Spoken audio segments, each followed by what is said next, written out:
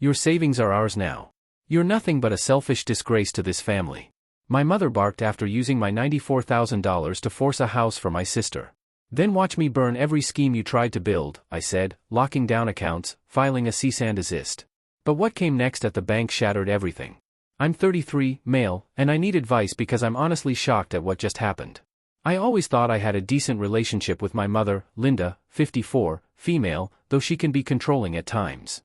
My sister, Emma, 35, female, and I grew up in a middle-class home where money was sometimes tight, but we always had what we needed. For context, I've been working in software development since I graduated 8 years ago.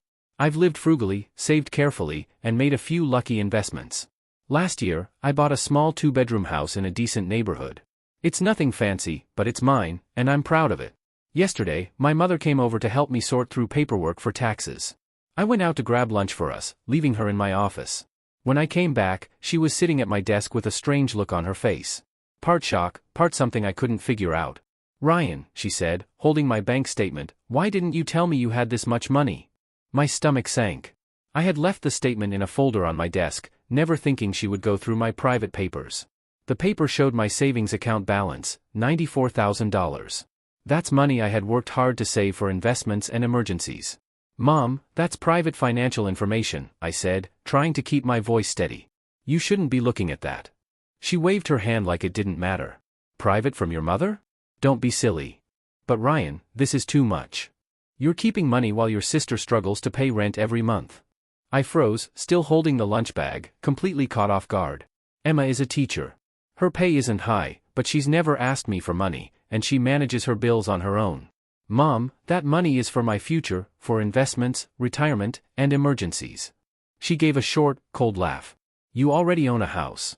What kind of emergency could possibly need more than $80,000? Meanwhile, Emma wastes money on rent because she can't afford a down payment." The talk went downhill from there. She accused me of being selfish, of forgetting where I came from, of acting like I was better than my family. She said that since I clearly didn't need all that money, I should help Emma buy a house instead of hoarding it. I tried to explain that I had saved that money on purpose, that I had investment plans, and that having savings doesn't mean I must buy my sister a house. But she refused to listen. She stormed out, but not before saying, "I raised you better than this, Ryan. Family helps family. You have more than enough to share." Now I feel violated and guilty at the same time. Part of me wonders if she's right. Maybe I should help my sister since I've been fortunate. But another part of me is furious that she went through my private papers and is now trying to guilt me into spending the money I worked so hard to save. I haven't spoken to Emma yet. I don't even know if she knows about this. My phone hasn't stopped buzzing with texts from my mother telling me to do the right thing and not be greedy. Am I wrong for wanting to keep my savings for my own future?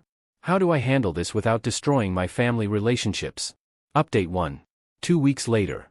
I can't believe I'm already writing an update, but the situation has gotten worse than I ever thought it would. After my first post, I took advice and tried to talk calmly with my mother. 3 days later, I called her and asked if we could meet for coffee to discuss boundaries and privacy. She agreed, sounding surprisingly calm on the phone. I should have expected otherwise. When I walked into the coffee shop, it wasn't just my mother sitting there. My sister, Emma, was there, too, and so was my aunt, Patricia, my mother's sister. It was a trap. They had picked a corner booth so I couldn't slip out easily. "Ryan," my mother began before I had a chance to sit down, "we're here because we care about you and we're worried about the choices you're making." The whole setup felt like a staged intervention. The bad path they thought I was on? Saving my own money. Emma looked uneasy but added quietly, "Ryan, I didn't even know you had savings until Mom told me. Please understand, I never asked for any of this." Before I could reply, my mother cut her off. "She shouldn't need to ask. Family's duty is to step up for one another." Aunt Patricia jumped in, recalling how my grandparents always supported their kids, saying family money was supposed to be shared and claiming people my age no longer respected family traditions. It felt like an organized attack against my choices and who I was. Then came the part that stunned me the most. My mother pulled out her phone and showed me pictures of real estate listings. "I've been doing research," she said with pride. "There are great houses near Emma's school. 3 bedrooms, 2 bathrooms, safe areas. With your $94,000, you could cover a 20% down payment on a $240,000 property and still have cash left over." She had been looking for a house for Emma as if my money already belonged to her. Mom, I said, trying to keep my voice steady, though anger was boiling inside me, you can't plan to use money that isn't yours. It's not spending, she argued. It's an investment in family. Emma wastes $1,200 every month on rent. That money could be building equity through a mortgage. Emma finally raised her voice. Mom, enough. This is humiliating. Ryan doesn't owe me a home. But my mother didn't stop. She had drawn up a complete plan, mortgage numbers, insurance costs, and even chosen neighborhoods. She had somehow gotten hold of all my financial records, not just my account balance, but account numbers and portfolio details, too. How did you even get this? I asked angrily. For a brief moment, she looked guilty. You left your laptop open when you went to the bathroom during dinner last week. I just took a few photos so I could better understand your situation. My stomach turned. She had deliberately snooped through my computer and stolen pictures of my private accounts. I stood up, ready to leave, but she grabbed my arm. Ryan, I've already told Emma she can begin looking seriously. Don't humiliate us by pulling out now. Pulling out of what? I never agreed to any of this. I walked out while she shouted after me about how selfish and disappointing I was. Later, Emma sent me a text apologizing, saying she tried to stop our mother but had been ignored. What made it worse was that my mother had already spread the story to extended relatives. She told them how much money I had and claimed I was refusing to help Emma. Soon, cousins and aunts I hadn't spoken to in years were messaging me. Some defended me, while others insisted I should share my blessings. Since then, I've reset every password, enabled two-factor authentication, and frozen my credit. I'm even considering moving all my accounts to a different bank. The betrayal of privacy cuts the deepest. She dug through my computer, stole my financial details, and is now using them as leverage to push me into buying my sister a house. I don't know what to do anymore. How did saving responsibly for my future turn into this giant family mess? Update 2. 6 weeks later. I honestly believe things couldn't spiral further after my last post. I was wrong. 3 weeks ago, I got a call from a number I didn't recognize. It was a real estate agent named Sarah, phoning to confirm our appointment to view houses for my sister. Apparently, my mother had given her my number and told her I was providing the money. There's been a mistake, I told her. I'm not purchasing a house for anyone. Sarah was polite but confused. But Linda said you had already agreed to cover the down payment and co-sign the loan. We have house tours scheduled for the entire day on Saturday. I gave Sarah a short explanation, apologized for wasting her time, and assumed that would settle the matter. It didn't. That Saturday at 8 a.m., my phone rang. My mother was on the line, shouting, "Where are you? Sarah told me you canceled. Emma took a day off work just for these house showings. Mom, I have told you again and again, I am not buying Emma a house. The fact that you went ahead and set up appointments proves you are refusing to hear me. You are ignoring what I've said. Ryan, I am only trying to push you to do the right thing. Do you realize how humiliated I was when Sarah told me you had canceled? I already told Emma this was finally happening." She hung up before I could say more. But the real shock came on Monday. I opened an email from Sarah titled "Documents Required for Mortgage Pre-Approval." Inside were partly filled mortgage forms. They already had my personal information written in, my full name, social security number, work details, and income. The section for co-borrower listed Emma's information. My mother had actually started a mortgage application using my identity. I phoned Sarah right away. I told her it was fraudulent, that I never gave permission, and that all copies of my data had to be destroyed. She sounded horrified and promised to fix everything immediately. Then I called my mother, my anger boiling over. "You tried to commit fraud," I said without any lead-in. "You handed out my social security number and tried to apply for a loan in my name." "It's not fraud," she snapped back. "I was only preparing the paperwork so the process would be quicker. You would have needed to sign eventually anyway. Mom, that is identity theft. I could have you arrested." There was silence. And then she replied, "You'd really have your own mother locked up just for trying to help your sister?" I turned to a lawyer friend for advice. He told me to send her an official cease and desist notice. I did. The letter clearly warned that if she ever used my personal details again without permission, I would take legal action. The fallout was instant. My phone filled with calls and texts. Some relatives were horrified at my mother's behavior. Others said I was making too big a deal of it. My Uncle Michael even told me I was breaking the family apart over a few sheets of paper. Emma called me crying. She swore she had no knowledge of the mortgage forms and was deeply embarrassed. She honestly thought the house tours were only to get a sense of the housing market. Things became so tense at home that she started living with friends. The strangest part is my mother still doesn't believe she did anything wrong. In her mind, she was simply being a responsible parent looking out for her children. The fact that what she did was fraud and identity theft doesn't seem to matter to her. Because of this, I've taken stronger precautions. I put fraud alerts on all 3 credit bureaus, rented a P.O. box for sensitive mail, and installed security cameras after she mentioned to my aunt that she still had a spare key from when I first moved in. Then last week, I learned she had created a GoFundMe titled, "Help Emma Buy Her First Home." In the description, she wrote about my excessive money and my refusal to help. She managed to raise $450 before I reported it and had the page shut down. I'm drained. What started with her looking at my bank statement has turned into attempted identity theft, public embarrassment, and endless family conflict. I still love my family, but I don't recognize who my mother has become in her obsession with my savings. Update 3. 3 months later. This is now my 3rd update, and I truly hope it will be the last. The past 3 months have shown me exactly how money can bring out people's true colors. After my previous update, everything went silent for about 2 weeks. I let myself believe the cease and desist letter had finally gotten through to my mother. I should have realized she was only preparing her next move. It was a Tuesday afternoon when Emma messaged me. "Please don't be angry. I just learned what Mom has been doing. I'm really sorry." I tried to stop her. Before I could type back, my video doorbell alerted me. On the screen, I saw my mother standing there beside a man in a business suit carrying a folder. I refused to open the door, watching instead as they spoke heatedly on my porch before finally leaving. Roughly an hour later, I got a call from a number I didn't know. Against my better judgment, I answered. "Mr. Thompson, this is David Miller with Miller Realty. I'm reaching out regarding the contribution you're making toward your sister's new house. I have the agreements ready, but I need to confirm a few details." A chill ran through me. Agreements? What agreements? "The purchase contract for 421 Oakview Drive," he continued. "Your mother, Linda, said you committed to covering the $62,000 down payment plus the closing fees. We just need your confirmation, signature, and proof of funds." I steadied myself before responding. "Mr. Miller, I think you've been misled. I have never agreed to purchase a home or supply any money for one. Any documents you've been given are fraudulent." There was a long pause before he replied. "But the closing is set for 2 weeks from now. Your sister has already given notice at her apartment." My stomach sank. "Emma gave notice?"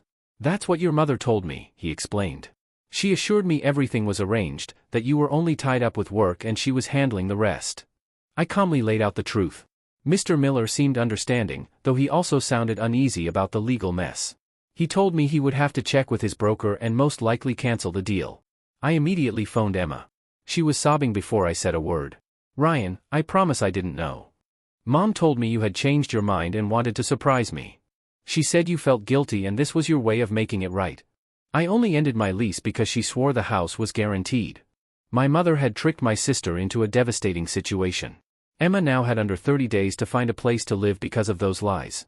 That evening, I drove straight to my mother's home. For the first time in my life, I shouted at her face to face. "You left Emma without a home. You lied to her, to realtors, to everyone involved. She tried to dodge responsibility. If you had simply done the right thing from the beginning. There is no such thing as the right thing here. That money belongs to me. It's not yours to promise, not yours to spend, not yours to plan with. Families support each other," she yelled back. "Your grandfather would be ashamed of you." "My grandfather earned everything he had on his own," I shot back. "He never demanded free handouts from his children." The shouting went back and forth until my father, who had mostly stayed silent, finally stepped in. "Linda, that's enough," he said firmly. "You've lost all perspective. This obsession is destroying our family." She turned her anger on him, accusing him of siding with me and not caring about Emma's well-being. But he held his ground. "Our son built those savings. He earned that money himself. This conversation is over." The fallout was immediate. With help from friends, Emma managed to secure another apartment. The sudden move cost her a lot, so I offered to cover her moving expenses. It was the only financial help I have given through this entire ordeal, and she accepted it with gratitude. Meanwhile, my mother has been spreading stories to anyone who will listen, calling me a selfish son who let his sister be left without a home instead of sharing my so-called fortune. But most relatives now see through her schemes, especially after hearing about the attempted fraud and fake purchase. Then last week, one final surprise arrived. A certified envelope showed up in my mailbox with her handwriting on it. Inside was an invoice listing the supposed costs of raising me from diapers through college contributions, totaling $35,600. Her note at the bottom read, "This is less than half of what you owe me. The remainder can be paid by buying Emma a house." I actually laughed out loud when I read it. The ridiculousness of everything finally sank in. My mother had become so obsessed with my savings that she damaged her bond with both of her children, attempted fraud more than once, and now wanted to bill me for the cost of raising me. I've kept that letter. My lawyer told me it might be useful if things get worse. At this point, I haven't spoken to my mother in 6 weeks. Emma and I, however, have grown closer during all of this. She's apologized many times for how our mother behaved and has started therapy to process the years of manipulation she's endured. My father calls me every now and then. Sadly, he says my mother still believes she did nothing wrong. He's even thinking about separating from her if she refuses to get help. The savings that started this entire disaster are still in my account, untouched. They're still mine, and they're continuing to grow through the investments I've made. One major thing I've learned is that financial privacy isn't optional. It's necessary. I've also realized that money doesn't change people. It shows you who they truly are. Final update. 4 months later. I wasn't planning on writing again, but I've gotten a lot of messages asking for closure. Honestly, writing these posts has helped me, so this will be my last one. It's been 4 months since my mother tried to buy a house with my money. 4 months since she tore our family apart over $94,000 that was never hers. The ending to this story is sad, but there is also a bit of hope. Last month, my father called me. His voice sounded worn out, almost defeated. "Ryan, your mother had an incident at the bank." My stomach twisted. "What do you mean an incident?" "She tried to get into your old savings account, the one you had as a teenager. When they told her it had been closed for years, she lost control. Security had to escort her out. The bank manager called me afterward. That's when I learned how far her obsession had gone. She had been creating elaborate fantasies about my money, how she could use it to help Emma, how she could give it to other relatives. She had even spent hours planning out how to divide my savings among the family. The bank episode finally woke my father up. He gave her a choice: get professional help or he would file for divorce. To my surprise, she chose therapy. She was later diagnosed with an adjustment disorder tied to anxiety triggered by hidden financial stress. It turned out she and my father had been drowning in debt after making bad investments. Discovering how much I had saved had set something off inside her. A desperate hope that my money could solve all their problems. This doesn't excuse what she did, but it does explain the drastic shift in her behavior. The woman who snooped through my files wasn't the mother who raised me. She was someone consumed by fear, debt, and financial panic. She's been in therapy for 6 weeks now. My father says there has been progress, though she still struggles to take full responsibility. Her therapist has been helping her see that what she did was financial abuse and that her sense of entitlement to my savings was really a coping mechanism for her own money troubles. Emma and I are closer than ever now. She's happy in her new apartment and even started a side business tutoring online to make extra money alongside teaching. She jokes that our mother's meltdown taught her the value of financial independence. 2 weeks ago, I received a handwritten letter from my mother. Not an invoice, not a demand, just a short letter. It read, "Ryan, I'm sorry. I lost myself in fear and greed. Your money was never mine to control. I'm working on understanding why I felt entitled to what you earned. I hope one day you can forgive me, though I understand if you can't."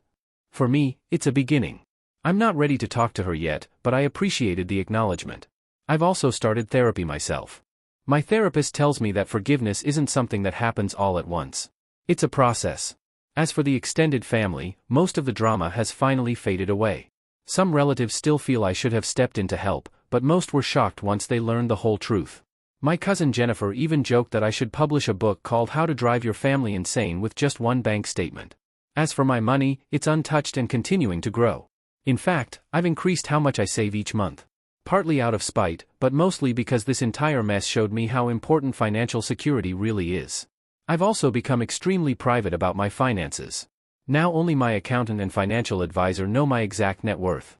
I did decide to use a small portion of my savings in one way. I created an education fund for future nieces and nephews. It's my way of supporting family without encouraging entitlement. Emma doesn't know about it yet. One day, when she has children, I'll surprise her properly with real generosity, not manipulation. This ordeal has left me with some powerful lessons. Protecting your financial privacy is critical. Money doesn't change who people are. It magnifies their true selves. Mixing family and finances must be done carefully, if at all. Mental health struggles can have a huge impact on financial decisions. And most importantly, boundaries are not unkind. They are necessary. For anyone reading this who is caught in financial conflict with family, stand firm.